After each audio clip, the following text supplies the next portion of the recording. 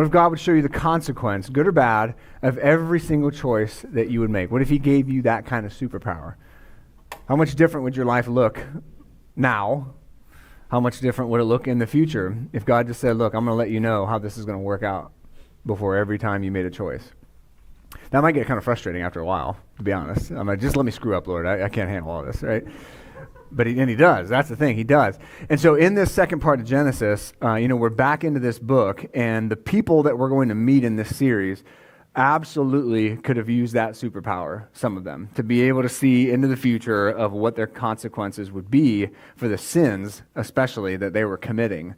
We're going to be in this series. I'm really pumped about this summer because we get to have a bunch of different people bring the word on different things. So next Sunday, Dean's going to be here, and he's going to be looking at Cain and Abel, right? That story. And then the weekend after that, my friend Darren will be here, and he's going to be talking kind of just generational consequences of the choices that we make. And then Tim is going to take a total break from all that, and he's going to talk about the Nephilim. So he's going to crush it, baby. I cannot wait what he's going to bring. And then the week after that, my man Joey back there, he's going to be bringing the word. So I'm really excited about that as well. And he'll be talking about Noah's flood. And that's awkward, right? Noah's flood is not an easy story. It's like, hey, let's put it in our kids' rooms, or we shouldn't, because it's a weird story to do that with, right?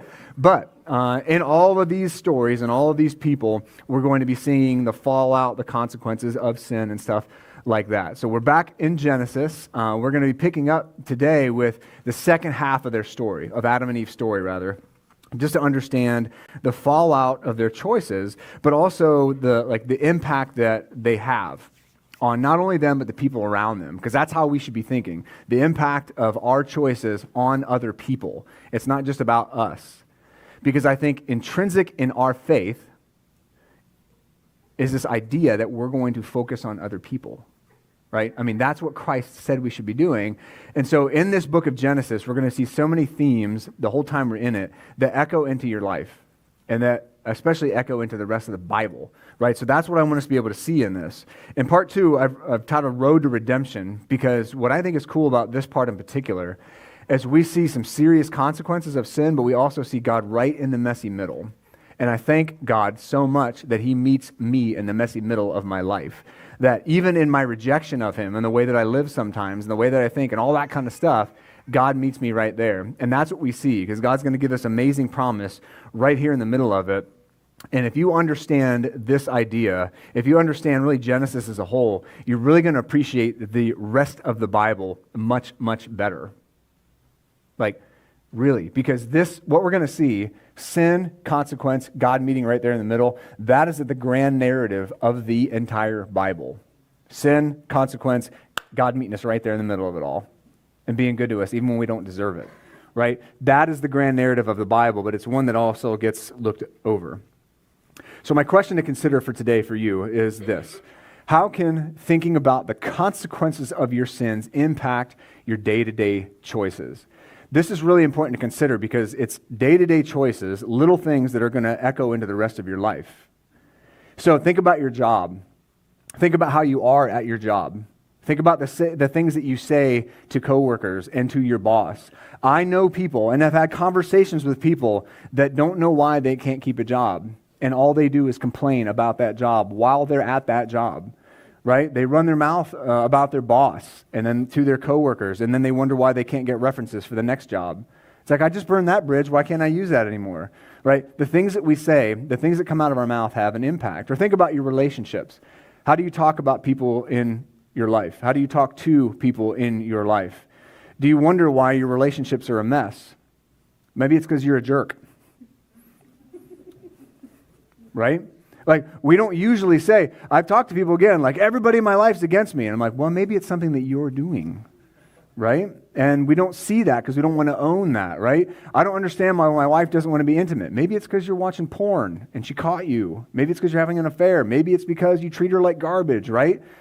These kinds of things are consequences of the choices that we make. Why can't I afford to go out to eat? Because you're blowing all your money. That's why we did Financial Peace University, right? To be able to better understand our finances, because we're not good with money in America, even though we've got tons of it, right? We can't seem to find enough of it. And so these are really, really like core areas of our life. But you think of like how you reflect Jesus. You think how you reflect our church in this community. You think about addiction. You think about anything. It's all these little things. And here's the truth from this question right here. I want you to notice. Your life is the sum of the little choices you make every single day. And there are far too many people that don't understand that principle right there. They don't see the connection between all the little things that they're doing every day and how their future is turning out. I see this even in people, like how they feel about themselves. Jesus says, love your neighbor as yourself. But I know a lot of Christians included that hate themselves. They hate their body. They hate how they're not smart enough, tall enough, whatever. They're not enough something, right? And so they don't understand that the way they think about themselves, little by little by little by little, all of a sudden 5 years into that, now you got real problems. There's a lot of people that make the disconnect between what we do every single day and the consequences in our life. So that's kind of the idea that we're starting with. But for today, our sermon, fallout. Our sin has consequences. This basically is what we see in Genesis chapter 3, verses 8 through 24. We see Adam and Eve in this section really feeling the weight of the choice that they made. And it seems like such a small choice. And that's the funny thing about sin. It seems like a small thing at the time sometimes, right? Nobody's going to care. Nobody's going to notice, whatever the thing might be. And then all of a sudden you have this. So we're going to see that, yes, our sin has consequences, but we're going to see God meeting them there in the middle of that.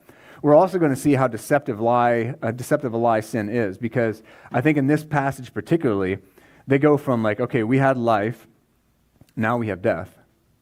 We had plenty, but now we're going to have to scratch out an existence by the sweat of our brow.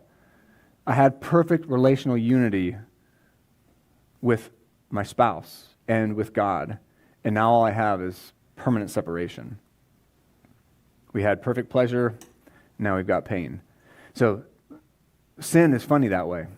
It's a very deceitful liar, and it never comes through on what we want or what we think we're going to get. But in the midst of all this is also a foreshadowing of the hope that would come in Jesus. And I love this passage because of the power of that. But the bottom line for this morning, I'll give it to you right up front because I want you to be able to hear it clearly this morning, is if you buy the lie now, you are going to pay the price later. This is still a very, very popular marketing scheme today. Buy now and let tomorrow you worry about paying for it, right? That's tomorrow you problem, not today you. Today you're going to have some fun. Today you is going to get that thing that you want. Tomorrow you, I don't know. We'll see, right? And so this is the culture we live in. And to tie this principle into something that's happening right now and how we're having fallout. So the Supreme Court just recently decided that the government's not going to get anybody any money for college debt, right? So you're going to have to pay those debts. They're coming due again September. And that's going to change a lot of things for a lot of people. The problem I see with what we have in America in our college system is that it's totally broken. And it is a total scam. I don't know how in the world we allow 17-year-olds to take on enough debt to ruin the next several decades of their life. I don't understand how we allow that to happen and why there's not better education. But again, why do we do Financial Peace University? Because of this kind of stuff right here. Because of this mentality that we get roped into thinking I have to have this education that's going to cost me maybe $50,000 a year so that when I graduate, all I basically have is a mortgage and no house, right? And it's like my generation and the next generation is being crushed by this. But why is that? Well, again, it's the mentality that we have as a nation. So I talked recently to somebody who their parents go to our church, and he used to run the fire lab at WPI. And I got into this conversation with him, and I said, so tell me, I said, you're hiring some pretty high-level people to do what you do over there at WPI, because if you don't know, there's pretty smart people that work over there, right? And I said, so do you care where their first 2 years of college were? And he said, absolutely not. I don't care where their 4 years of college were, to be honest. He said, the thing I want to know is I'm sitting across this person. Did they graduate? Did they have decent grades? That says something about them. He said, but I want that person to look me in the eye. And I want to know, are they capable of doing this job? Can I hire this person and potentially trust this person to do this job well? And he was like, he said, some universities, you're writing your own checks. If you Harvard, Yale, those kind of places, yeah, that's one thing. He's like, but for the most part, he said, we don't care in the professional world. He said, I've never asked anybody, well, I see you graduate from here. Did you go to community college? Because if not, it's like that conversation never comes up. But we don't also have that conversation with our kids. Just go to community college for a couple years. Work through college. Don't pile up debt. Don't buy the lie now and pay the price later. So I use that as an example to show you that's something very much that we're caught up in, this mentality, and it's been like that from the very beginning of human history. And it's one we cannot seem to get away from, right? Unless we're listening to the voice of God. So buy the lie now and you're going to pay the price later. It's something we see in this book, in real life, because Adam and Eve, as a recap, they did this, right? They knew better. They had perfection. They took the apple. Eve was deceived. She gave it to her husband who was standing there with her. They ate not the apple. They ate the fruit, and then everything falls apart. Everything falls apart, and we kind of know that story. But what I want us to take away from the first half of their story is this right here, this see, want, take.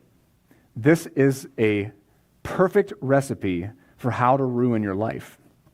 Right? So if you want to ruin your life, if you came in this morning and you're like, gosh, I just really would like to know how to wreck everything. See, want, take. I don't care what it is. If I see it and I want it, I'm going to take it. That's what happened to Adam and Eve. And you see this pattern in so many other people in the Bible. And it always works out terribly. When it comes to sinful things, I'm not talking about like you go to the store and you want a box of crackers. I'm talking like with something you know is sinful and you want it anyway, so you just go ahead and take it. That's what happens, and then the fallout can sometimes be tremendous. So let's jump in to Genesis chapter 3, and we're going to see the second half of their story. So then the man, Adam, and his wife Eve, they heard the sound of the Lord God. So the Lord God is an important name for us to notice in Genesis chapter 3, because Lord God is a combination of two words in Hebrew, Yahweh, Elohim. So Yahweh is the name of God. That's a very personal thing, whereas Elohim that's Genesis 1:1. In the beginning, Elohim created the heavens and the earth. That's a title. That's explaining that God is above everything. He is the Elohim of Elohims.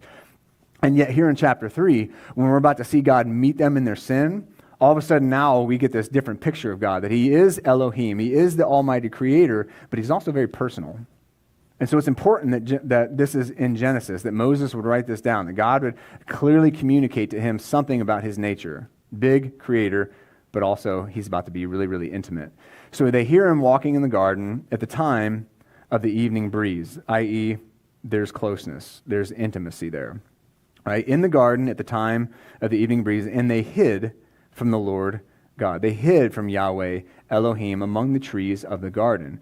So this is a heartbreaking scene. But again, some of us know the story so well, we skip right through what's actually being said, because they had perfect unity.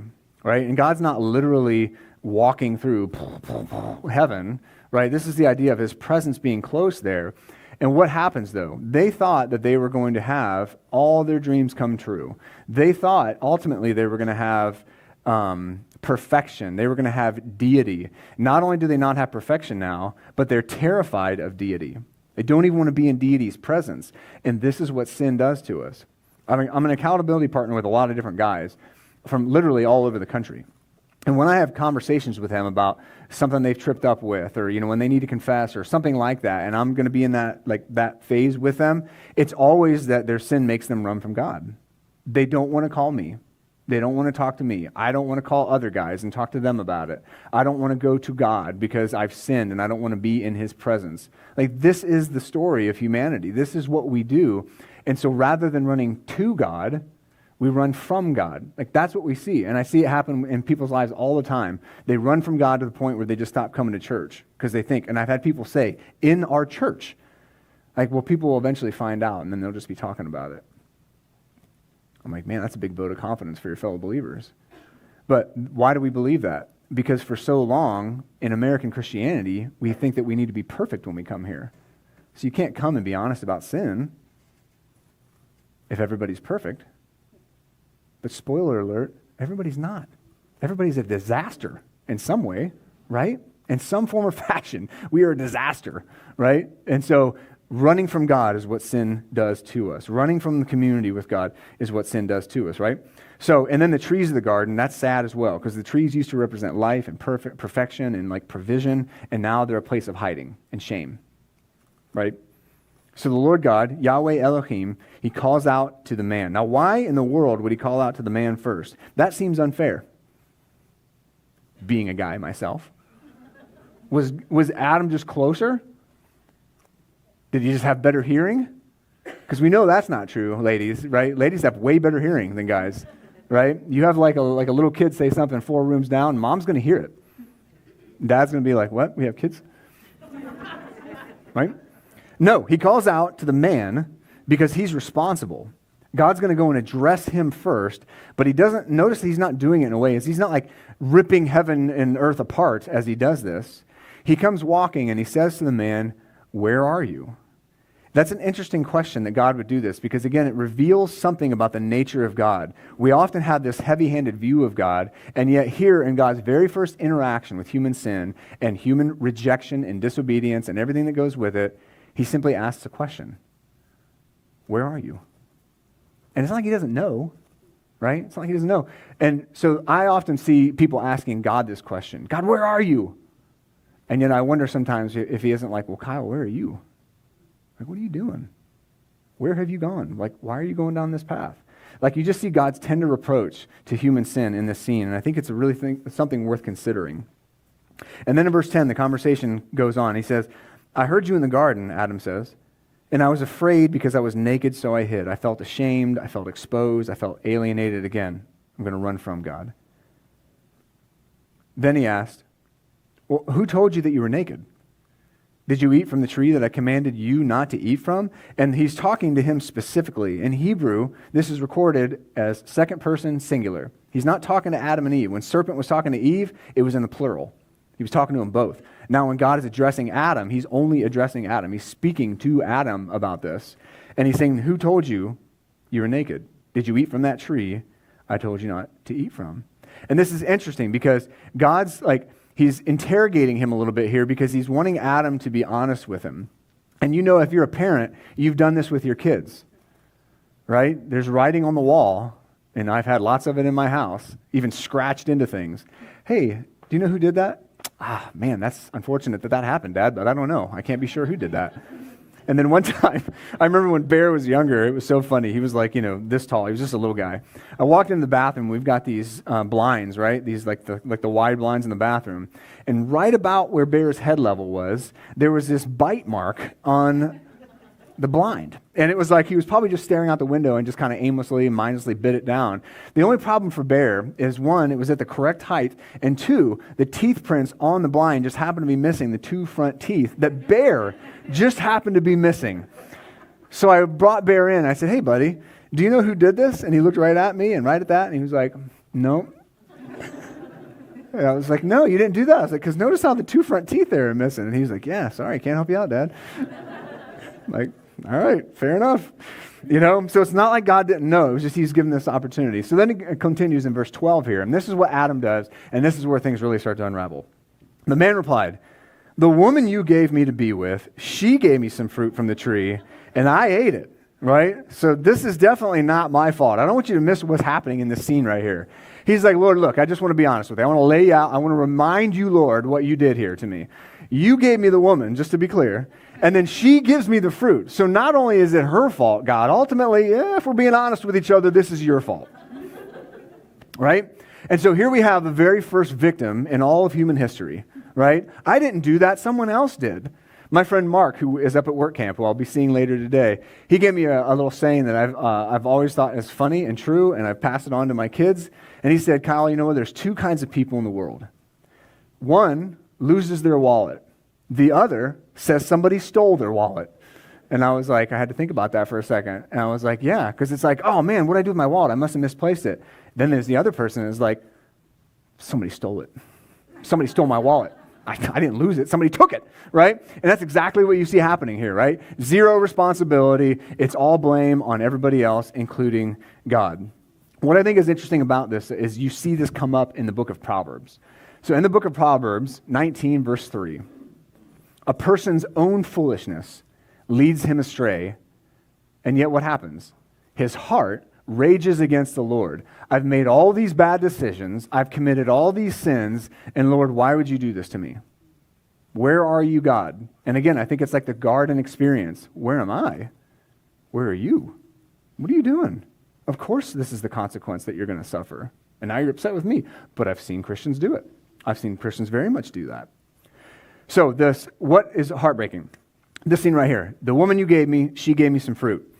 he goes from here in Genesis 1 and 2, we see this beautiful relationship between the two. So next slide.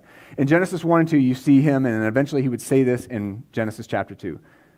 This one at last is bone of my bone and flesh of my flesh. This one will be called woman, Isha, because she was taken from man, Ish. And so he's so excited. He's got this gift from God. And just moments later, she was a mistake. She's a curse. And God, ultimately, you're at fault for bringing me this blasted woman who I thought was a gift.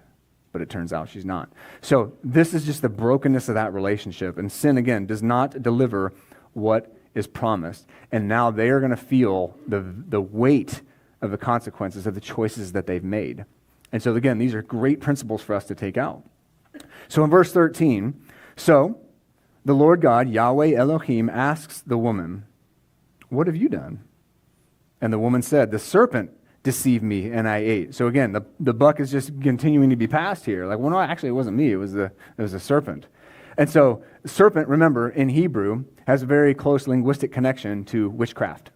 The idea the serpent was offering was a sidestep of God. You don't need God to get what you want out of life, right? And that's the oldest lie there is. You don't need God to get what you want. There's all this other stuff. Buy now, pay later, right? You don't need God. So what we see out of this right here, he deceived me and I ate it.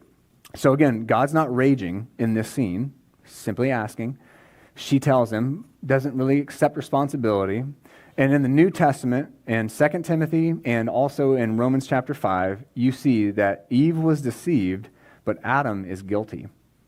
So Adam is guilty. And in Jewish tradition, Jewishness passes through the woman, but sin passes through the man.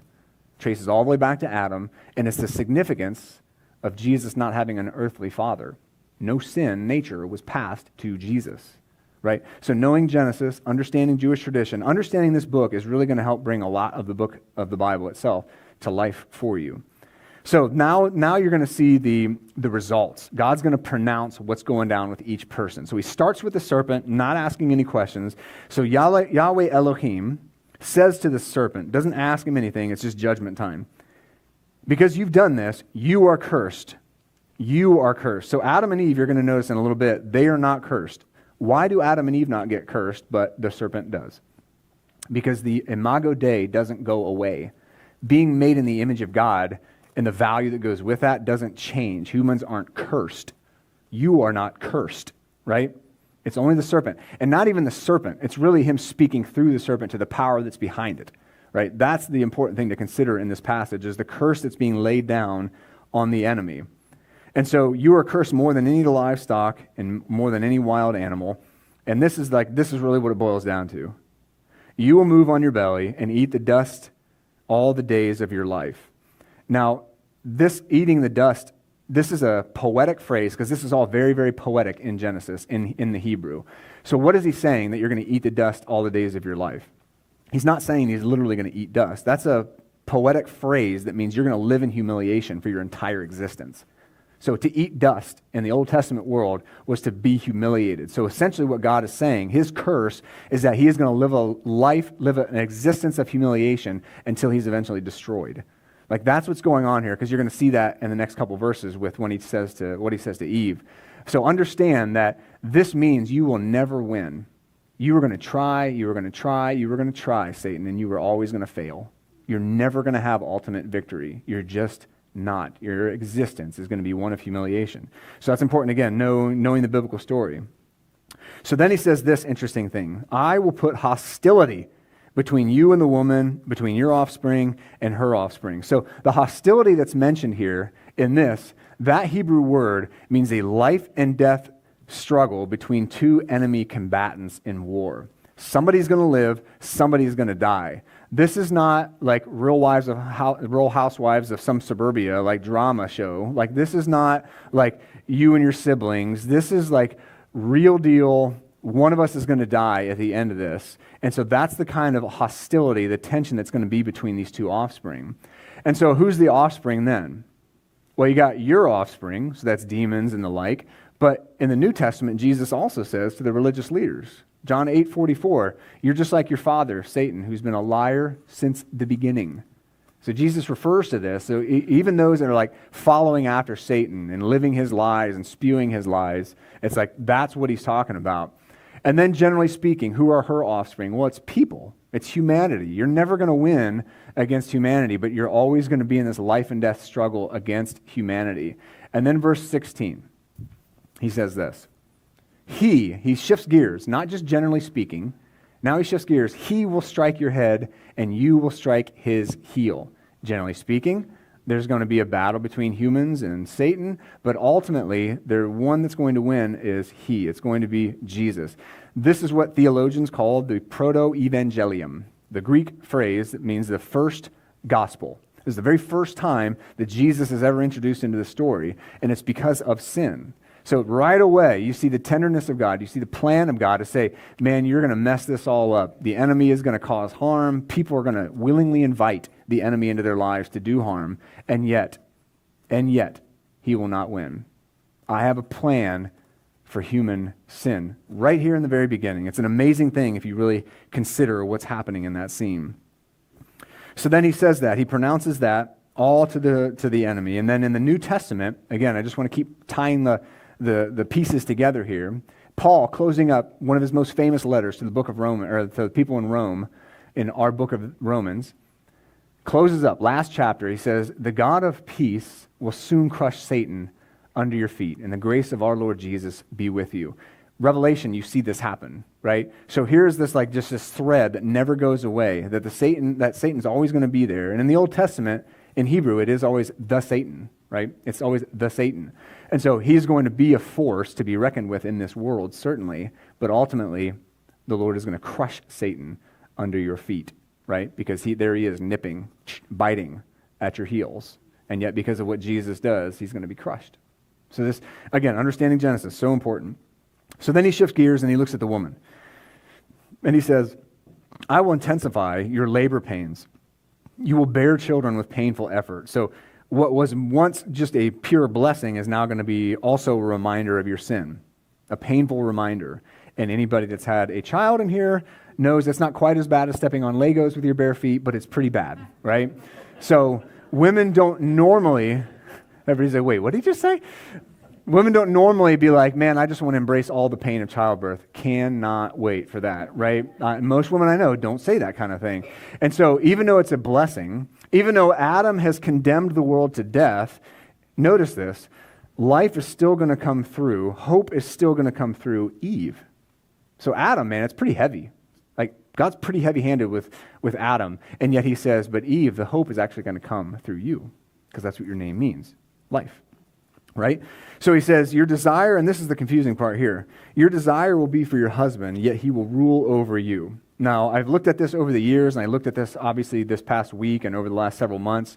Your desire will be for your husband. What is going on with that little phrase there? There's a lot of thought, there's a lot of speculation. Is it relational tension? Is it sexual tension? Is it like, I want to be in charge tension? Like there's all kinds of different views on what the first part of that means and the exact nature of the desire. Because people will think, well, maybe it's sexual desire because they just got done talking about kids. And like, is there like, what's going on? And really there's no consensus on what that means. Where you see the thrust of the passage is the yet he will rule over you part. What God is essentially saying to her is that your relationship is now going to be broken because of sin. You guys are going to be fighting for control forever and ever and ever. Because you were supposed to be, how my intention was, is that you would rule equally. You would rule this world together as co-equal leaders, and now it's going to be broken. And so now, Adam, you're going to have to lead. I'm going to force you to lead. But women are not always going to want that. Women are going to chafe against that. They're not going to like that. This does not mean guys get to be in charge. This is not every oh, I'm king of my throne now. That's not what this is talking about. He's saying, Adam, you drop the ball, and now I'm going to force you to do it. Forever and ever and ever. All your male descendants, I'm going to force you to do it. That's why you see in the Bible, it's always guys that are being forced into leadership. When they had to go to the temple in the Old Testament, who had to go before God on behalf of his family? It's not because he was better. You're going to be accountable, and you're going to stand before me and represent your family. You are going to be accountable for the spiritual condition of your family, men. And so that's the heaviness of this verse. It's not so much against Eve. This is still basically against Adam. And so in Ephesians 5, verse 21, we see this repeated. And he says, look, the picture is that you should submit to one another out of Christian love. Like that's the picture of male-female relationships, that you submit to one another. But then the very next verses, he goes on to talk about, but men, you are going to be forced to lead, and you're going to lead like Jesus. That's why it's so important as a woman to find somebody that loves Jesus, because if you love a woman like Jesus, that means you're going to be sacrificial. It means you're going to put her first, right? It means you're going to be a protector. You're going to seek to provide. You're going to do the very things that Jesus did for his church.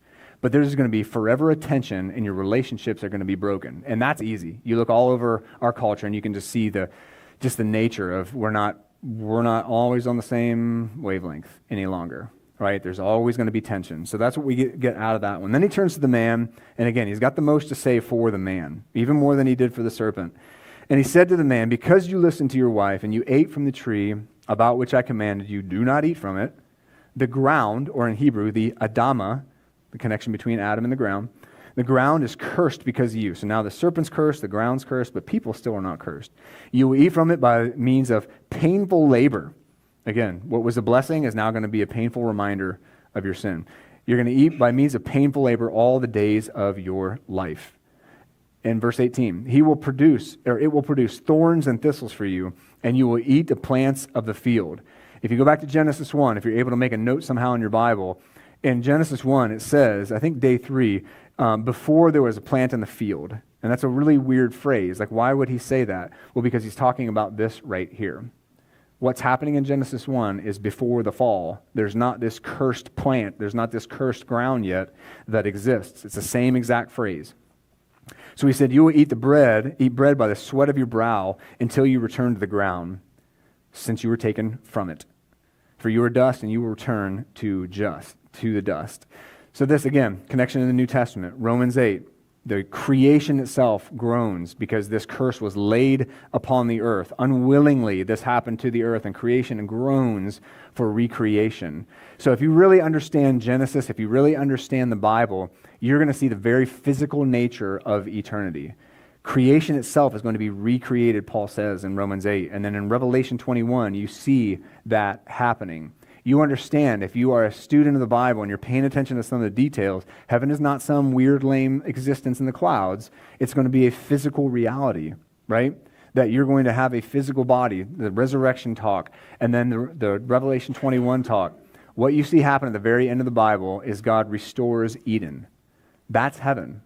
It's what our souls yearn for. We want to get back to a place where we're not always struggling, we're not always hurting, we're not dying, we're not sick.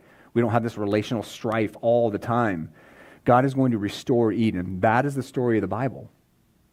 Eden is a real place. Heaven is going to be a physical, real place because God's going to restore his original design. Like, that's the beauty and the awesomeness and the power of knowing the biblical story.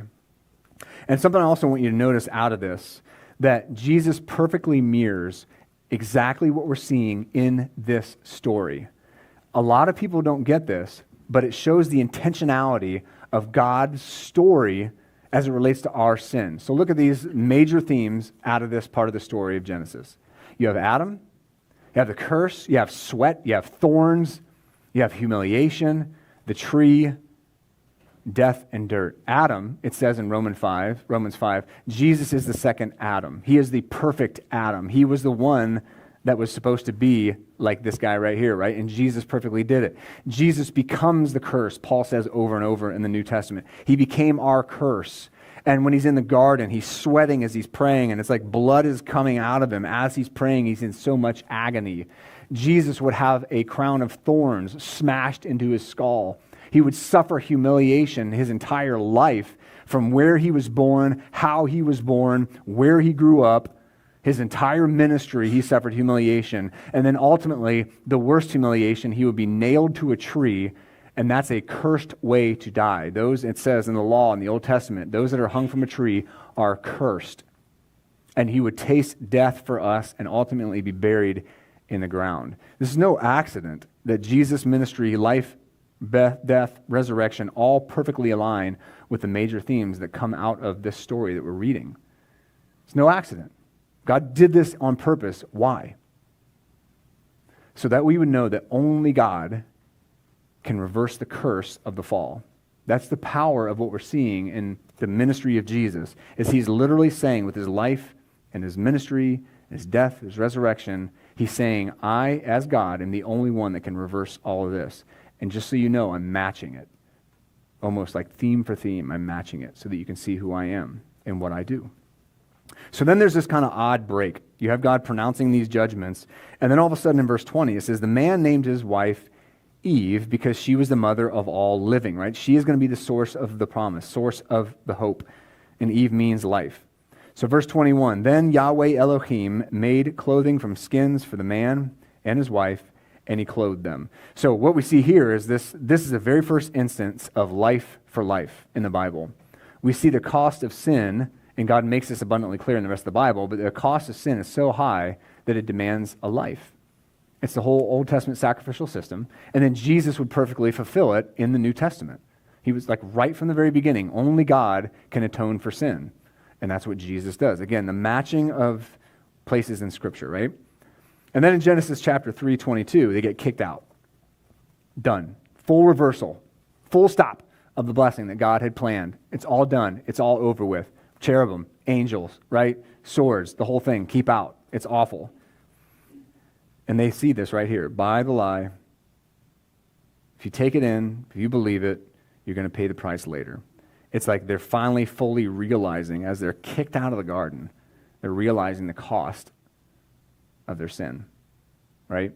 Won't be that big of a deal. This is such a real principle to take out for our lives, is that we do this all the time. We just think nobody will see, nobody will know. It's not that big of a deal. But our lives are the sum of a lot of little choices that we make every single day, right? It's a great thing to notice. Don't just read the story as if it's just some trivia. Like, oh yeah, Adam and Eve in the garden. No. There's deep theological meaning. Remember, what is God saying about himself in this book? What is he saying about us? So again, more New Testament. I just want to end with a couple New Testament connections for you. 1 Corinthians 10. These things happen, the Apostle Paul says. So Old Testament, right, before Jesus, all that stuff happened to them as examples, like Adam and Eve, for example. And they were written for our instruction, on whom the ends of the ages have come. So whoever thinks he stands must be careful not to fall. Don't get cocky. No temptation has come upon you except what is common to humanity, right? Right from the very beginning in Genesis 3. But God is faithful. And this is the verse here that gets warped all the time. It says it's about temptation. He will not allow you to be tempted beyond what you are able. We have turned this into God will never give you more than you can handle. And that's your strength. That's all that has to do. God is just going to be like, well, he can't really handle much, so I won't give him much. All right, he's really strong, or she's really tough. I'm going to just dump all kinds of stuff on her because, man, she can handle it.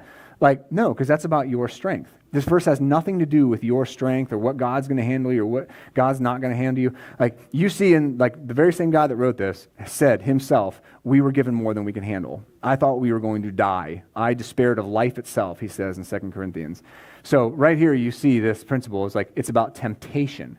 He's not going to allow you to be tempted beyond what you are able. Well, why? Because I'm that strong? No. Next verse. But with the temptation, he will also provide the way out so that you may be able to bear it, right? It's at the end of the day, it's still about God. It's about what he's going to do, how he's going to provide a way out for you. And then James 1, I really like this one too, just about the choices that we make. No one undergoing a trial should say, I'm being tempted by God. Since God is not tempted by evil, and he himself doesn't tempt anyone else, right? That's what Adam did, essentially, right? It's your fault, God. But each person is tempted by by when he is drawn away and enticed by his own evil desires. So you're tempted by what you desire, right? That's you personally. Whatever you want, that's going to be what gets you. For Adam and Eve, it was power, it was deity, it was wisdom aside from God, right? The enemy, I've heard, is Satan's not that crafty. He's not really that smart. He's just consistent. He just knows what gets us, right? Each person's tempted when he's drawn away and enticed by his own evil desires. What's the result? Then after desire has conceived, it gives birth to sin. And when sin is fully grown, it gives birth to death. Genesis 3. And then he just gives this stern warning. Don't be deceived, my dear brothers and sisters. And now I've heard it said, though, well, that's what Adam and Eve did. It's kind of unfair that I have to pay for that. I wouldn't have done that. I've actually heard people say that. I would have listened to God. I wouldn't have eaten the fruit. And I'm like, don't be a dummy. You sin all the time. You're constantly rejecting your God in some area of your life, right? We all are, your pastor included. right? And so I've heard people say that, but we need to know we're in the same boat. And Paul talks about that in Romans 3. Everyone has sinned. We all fall short of the glory of God. Period. Full stop. So to kind of wrap this up, what can really thinking about the consequences of our sin do to our future? Like, if we consider the consequences of our sins and how they impacted our day-to-day choices, I do believe we would approach things differently. We would put a stop on our mouth sometime. We would put a stop on what we're posting online or what we're watching, right? All these kinds of things. And if we did that, I think that we're going to understand, we're going to see the bottom line. We're going to see it clearly for what it is. Next, if you buy the lie now, you will pay the price later. That's what we see happening in Adam and Eve, and it's why it's such an important story to understand. It's not a fairy tale, but because many of us learn it when we're kids, we treat it like a fairy tale, and it loses all the power that it has.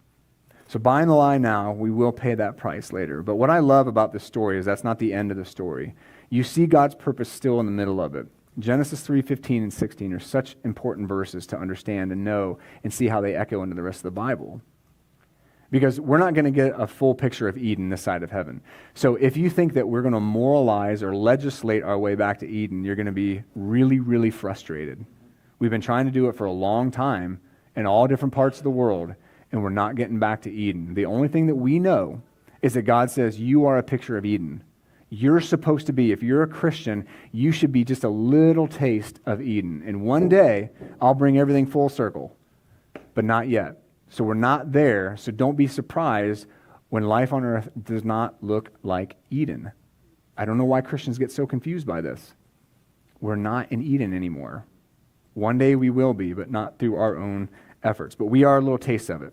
So next week, Dean is going to be here. Pastor Dean, I'm really excited about him being here, and he's going to look at the next step in this journey, and he's going to be in Genesis chapter 4. So if you want to read up ahead of time and look at the story of Cain and Abel, I'd love to challenge you to think about what you draw out of that story.